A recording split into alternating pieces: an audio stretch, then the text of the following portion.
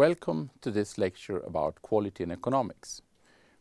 My name is Lars So and I will tell you more about this. The relationship between quality and economics is something that is in many cases not understood in the right way. One question that often arises is, could we afford high quality? Not just in companies, all around. When you personally buy something, for instance, if you go to a shop for buying some clothes, you in many cases think, should I take the cheaper one that is maybe not as good as the more expensive one? So you use the price as some kind of measure of quality. You think that if I buy something that is expensive, it will be good, and if you buy something that is cheap, it will probably be less good. Of course, in some ways this is correct, because in most situations it is more costly to do something that is better, to have that has higher quality. But as we also remember, quality is something that is individual for the specific customer that makes it more complicated. But there is also another side of this, and that is, what does bad quality really cost? If you buy something, for instance, that is not very good, that has low quality, sometimes it could be very costly because it breaks and you have to buy something new much earlier than you have planned to do. So bad quality could also be very costly. It's a little bit like this picture from the Stone Age. One of the guys, he had invented the round wheel, and he goes to his friend and he say, "You should try this. It's really, really good."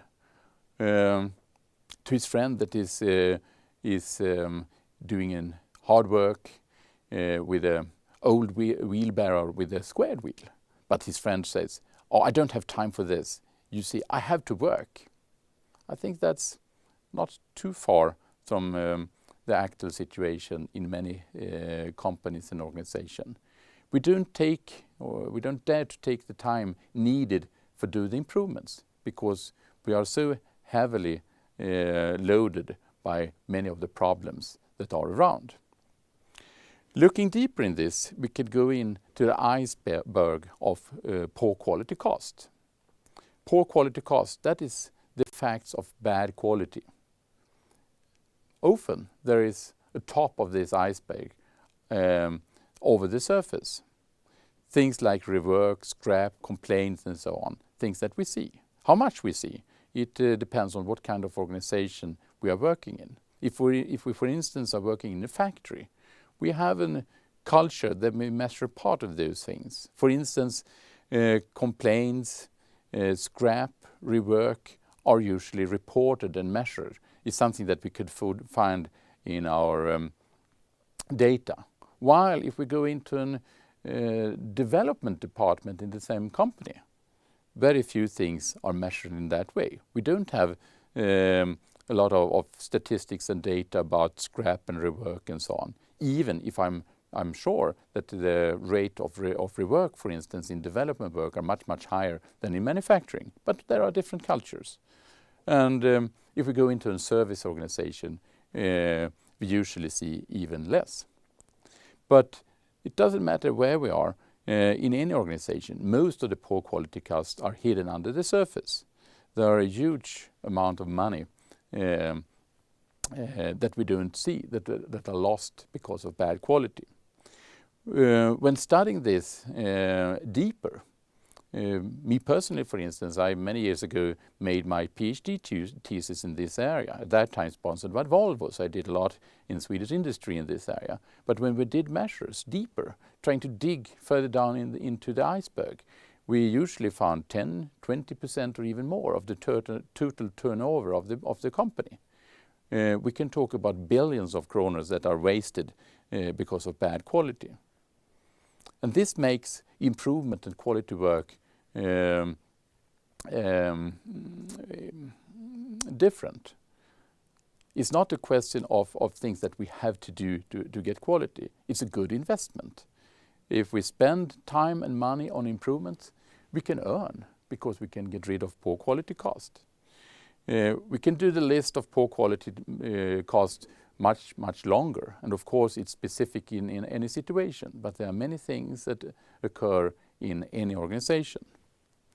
We could call it other things. For instance, in the lean concept we instead talk about waste and non-value adding activities, and we are by, for instance, making studies of our processes, value stream mapping, trying to see all those non-value activities. Then we found out that it's a very high % of what we are doing that is not creating value for our customers. Again, an opportunity for improvements.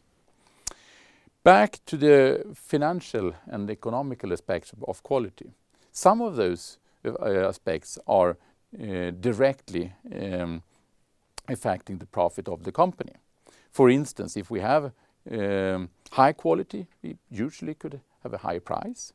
We could a better image. We need less inspection. We have less failures and a higher productivity.